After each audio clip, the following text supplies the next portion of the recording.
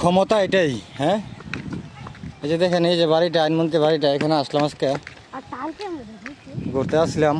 এখানে পানিয়ারু চাচাতো বোনের জামাই বাড়িতে। তো ভাবলাম একটু দেখাই আপনাদেরকে, যেখানে এই যে বাড়িটা আইনমন্ত্রী আনিসুল হকের যে বাড়ি। আসলে আমার পেজে বা ইউটিউবে আরও সুন্দর সুন্দর ভিডিও আছে এই বাড়ি সম্বন্ধে। তারপরে যেহেতু আজকে আসছি, ভাবলাম যে দেখি একটু ভিডিও করি। দেখেন একদম শুনশান অবস্থা।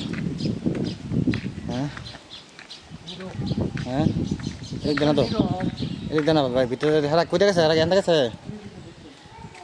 এই যে দেখেন একদম শুনশান অবস্থা, কেউ নেই। এটাই রে ভাই দুনিয়াটা।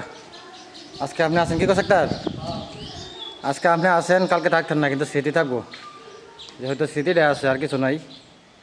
এই যে বাড়ির ভিতরটা যদি আপনারা দেখাই, দেখেন এই যে ভিতরটা অবস্থা দেখেন। এই যে আমার ভিডিও, আমার পেজে আরও আছে, ভিডিও আছে, ইউটিউবে আছে। দেখেন ঘরগুলো কি অবস্থা, সব তছনছ তছনছ। হ্যাঁ, কিছু তোরা কি লিখেছে, তোরা কি লিখেছে না, কি লিখেছস দেখতে এসস, কি লিখেছস? এটা কার বাড়ি?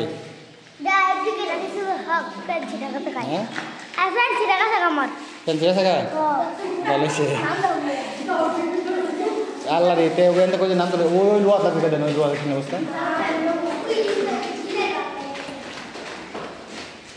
আরে এত জানো আছে না, দোতলা না? হ্যাঁ, একবার শেষ না।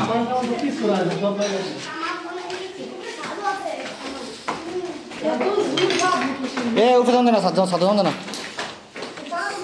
হ্যাঁ, এই যে এটা হচ্ছে আপনার দোতলাটা। এই যে দেখেন দোতলার অবস্থা।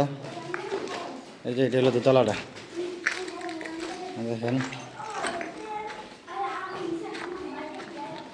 নিচের টাইসটি সব ভেঙে গেছে। হ্যাঁ, আর যদি আমরা এখান থেকে দেখি, একটু সামনে থেকে দেখেন, এই যে এই হলো আপনার নিচের যে রাস্তাটা। আর এদিক দিয়ে দেখি আপনার, ওই যে দেখেন, ওই যে পুষ্করণী ঘাটলাটা দেখা যায়, এই যে পুষ্করণী ঘাটলাটা।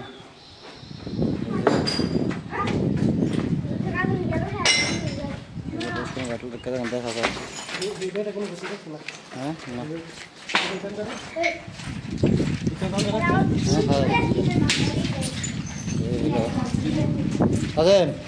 কার বাড়ি কোথায় নেই, কার